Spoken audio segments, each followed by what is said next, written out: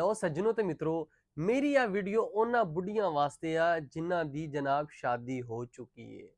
ਸ਼ਾਦੀ ਤੋਂ ਬਾਅਦ ਉਹਨਾਂ ਦੇ ਘਰ ਦੇ ਵਿੱਚ ਕੀ ਹਾਲਾਤ ਹੁੰਦੇ ਆ, ਕਿਸ ਤਰ੍ਹਾਂ ਆਪਣੇ ਬੰਦੇ ਨੂੰ ਆਏ ਰੋਜ਼ ਆਪਣੇ ਦੁੱਖ ਸੁਣਾਉਂਦੀਆਂ ਵਾ। ਸਾਡੇ ਨਾਲ ਇਹ ਹੋ ਗਿਆ, ਮੇਰੇ ਨਾਲ ਜ਼ੁਲਮ ਕਰਤਾ, ਮੇਰੀ ਸੱਸ ਨੇ ਮੈਨੂੰ ਬੜੀਆਂ ਗਾਲਾਂ ਕੱਢੀਆਂ ਵਾ, ਮੇਰੀ ਨਨੰਦ ਨਹੀਂ ਠੀਕ ਹੈਗੀ, ਇਹ ਉਹ 100 ਮਸਲੇ ਮਸਾਇਲ ਜਿਹੜੇ ਕਿ ਬੁੱਢੀਆਂ ਆਪਣੇ ਬੰਦਿਆਂ ਨੂੰ ਦੱਸਦੀਆਂ ਨੇ।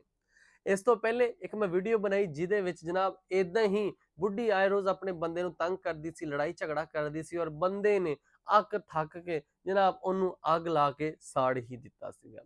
ਤੇ ਜਨਾਬ ਉਸ ਤੋਂ ਬਾਅਦ ਇੱਕ ਹੋਰ ਵਾਕਿਆ ਸੇਮ ਉਦਾਂ ਦਾ ਹੀ ਪੇਸ਼ ਆ ਗਿਆ ਵਾ ਕਿ ਜਨਾਬ ਆਏ ਰੋਜ਼ ਘਰ ਦੇ ਵਿੱਚ ਲੜਾਈ ਕਰਦੀ ਸੀ ਬੁੱਢੀ, ਆਏ ਰੋਜ਼ ਕਦੀ ਕਿਸੇ ਗੱਲ ਤੋਂ ਲੜਾਈ, ਕਦੀ ਕਿਸੇ ਗੱਲ ਤੋਂ ਲੜਾਈ, ਆਏ ਰੋਜ਼ ਘਰ ਦੇ ਵਿੱਚ ਲੜਾਈ ਝਗੜਾ ਹੁੰਦਾ ਰਹਿੰਦਾ ਸੀਗਾ। ਔਰ 5 ਬੱਚਿਆਂ ਦੀ ਇਹ ਮਾਂ ਸੀ।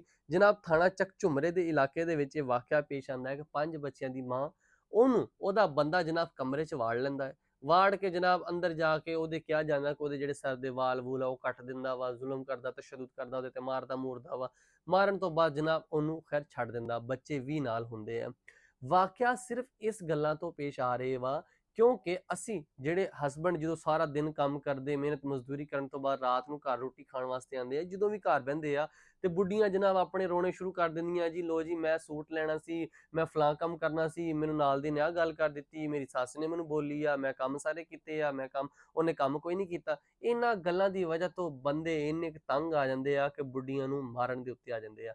ਤੇ ਮੇਰੀਆਂ ਮਾਵਾਂ ਭੈਣਾਂ ਵਾਸਤੇ ਸਪੈਸ਼ਲ ਤੌਰ ਤੇ ਵੀਡੀਓ ਇਸ ਵਾਸਤੇ ਮੈਂ ਬਣਾਉਣਾ ਕਿ ਤੁਸੀਂ ਆਪਣੇ ਬੰਦਿਆਂ ਨੂੰ ਪਿਆਰ ਮੁਹੱਬਤ ਨਾਲ ਹਰ ਗੱਲ ਕਰੋ, ਹਰ ਗੱਲ ਉਹਨਾਂ ਨੂੰ ਅੱਛੇ ਤਰੀਕੇ ਨਾਲ ਦੱਸੋ, ਉਹ ਤੁਹਾਡੀ ਸੁਣਨਗੇ। ਲੇਕਿਨ ਜਦੋਂ ਤੁਸੀਂ ਆਏ ਰੋਜ਼ ਘਰ ਦੇ ਵਿੱਚ ਲੜਾਈਆਂ, ਆਏ ਰੋਜ਼ ਝਗੜੇ ਹੁੰਦੇ ਨਾ, ਤੇ ਬਸ ਫਿਰ ਗੱਲ ਇੱਥੇ ਤੱਕ ਹੀ ਆਉਂਦੀ ਆ। ਤੇ ਇਹਨਾਂ ਤੋਂ ਬਚੋ, ਤੁਸੀਂ ਆਪਣਾ ਘਰ ਵੀ ਬਚਾਓ ਤੇ ਜਨਾਬ ਆਪਣੀ ਜ਼ਿੰਦਗੀ ਵੀ ਬਚਾਓ।